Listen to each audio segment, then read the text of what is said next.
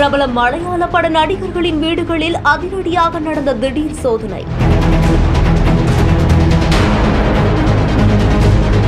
கேரள மாநிலத்தில் நடக்கும் திடீர் ரெய்டால் பரபரப்பு.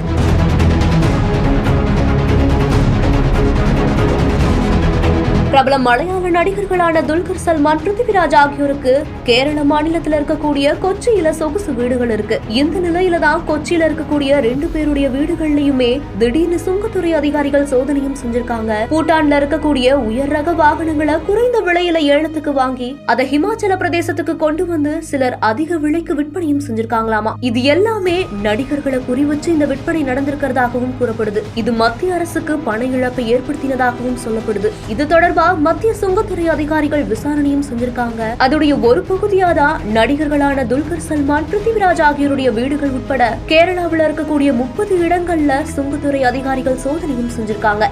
இந்த செய்தி குறித்த உங்களுடைய கருத்துக்களை கீழே ஷேர் பண்ணுங்க. மேலும் செய்திகளுக்கு நம்ம பிஹைண்ட் நியூஸை ஃபாலோ பண்ணிக்கோங்க.